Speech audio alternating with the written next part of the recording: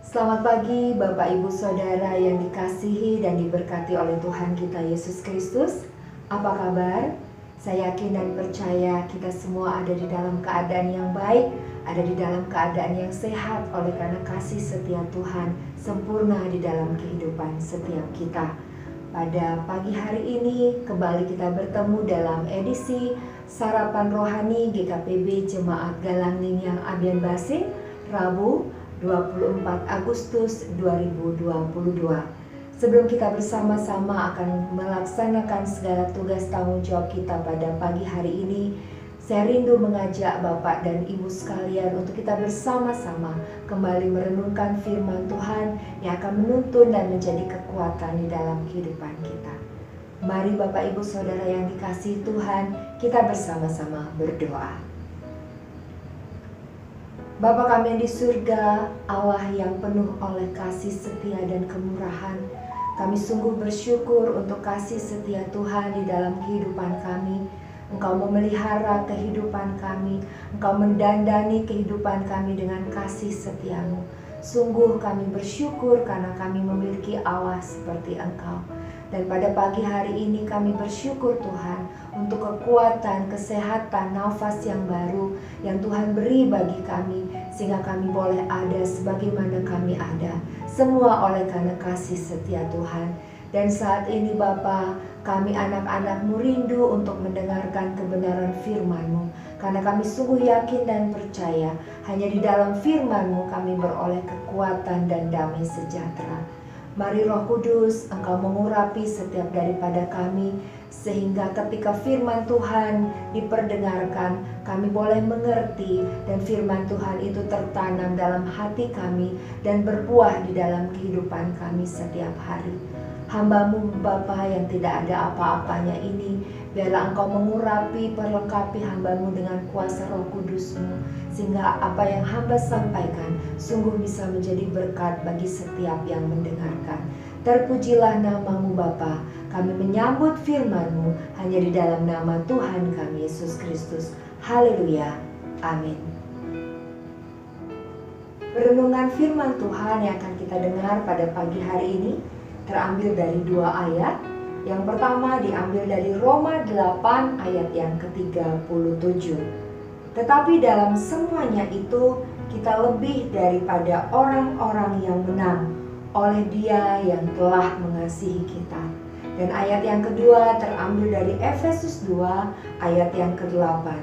Karena kasih karunia kamu diselamatkan oleh iman. Itu bukan hasil usahamu, tetapi pemberian Allah. Renungan firman Tuhan kita pada pagi hari ini diberikan judul lebih dari pemenang. Tetapi dalam semuanya itu kita lebih daripada orang-orang yang menang oleh Dia yang telah mengasihi kita.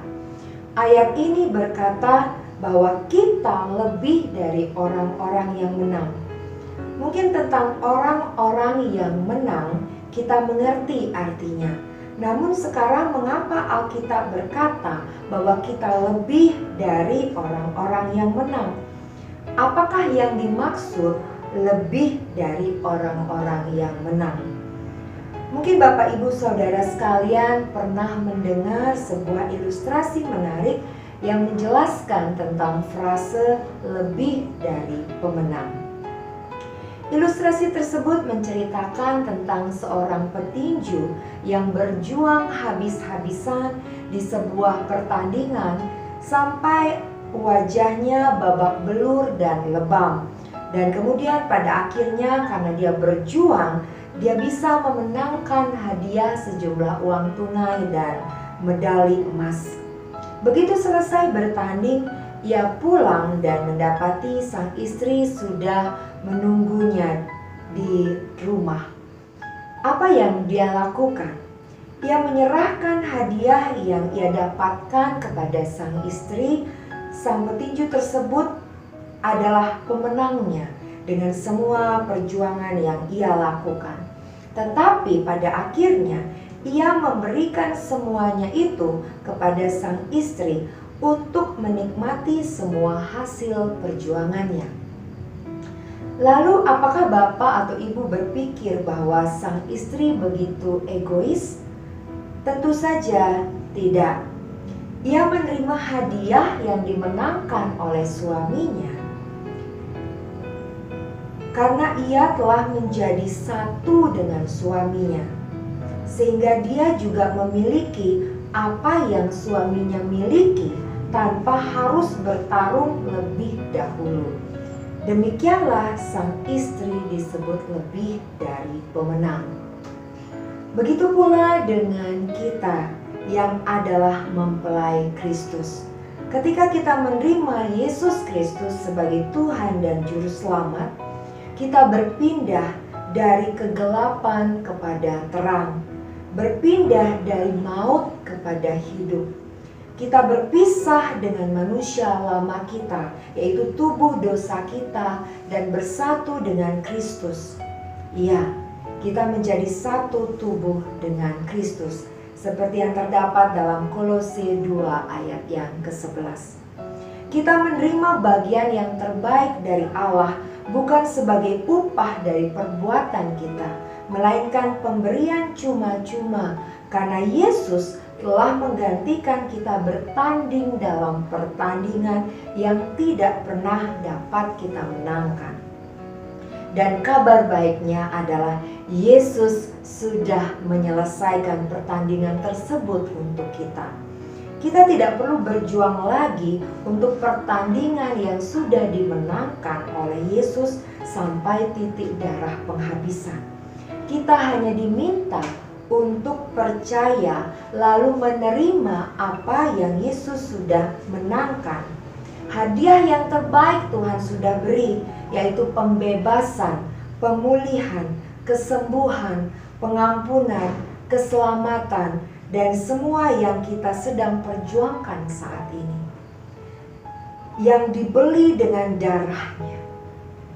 Itulah mengapa kita disebut lebih dari pemenang. Lalu saat ini mengapa masih banyak orang percaya yang terikat dengan dosa, bergumul bagaimana dia harus lepas dari narkoba, dari pornografi, mengalami sakit penyakit yang terus-menerus, kondisi keuangan yang terpuruk, dan masih banyak kesulitan yang lain. Hal ini bisa terjadi kepada mereka karena begitu banyak orang percaya yang tidak mengetahui apa yang Yesus telah lakukan untuk dirinya, sehingga iblis dengan mudah dan terus mendakwa mereka siang dan malam, supaya mereka hanya berfokus kepada dirinya sendiri dan berpikir bahwa mereka harus terus berjuang untuk hal yang sejatinya sudah dimenangkan oleh Yesus. Inilah yang disebut kasih karunia saat kita menerima hadiah yang Yesus sudah beli dengan darahnya. Ketika seseorang sadar bahwa dirinya tidak mampu melakukan apapun untuk membebaskan dirinya sendiri, saat itu ia akan berkata bahwa dirinya membutuhkan juru selamat. Di titik inilah ia akan dengan sukacita percaya dan menerima kabar baik ini yang telah diberitakan oleh para rasul-rasul sejak zaman Perjanjian Baru. Mengetahui kebenaran ini sudah sepatutnya bahwa pada saat masalah itu datang dalam kehidupan kita, mari kita dengan iman berkata dan percaya bahwa saya telah memenangkan masalah ini melalui dan di dalam Yesus. Sakit penyakit saya, penderitaan saya telah ditebus oleh darah Yesus.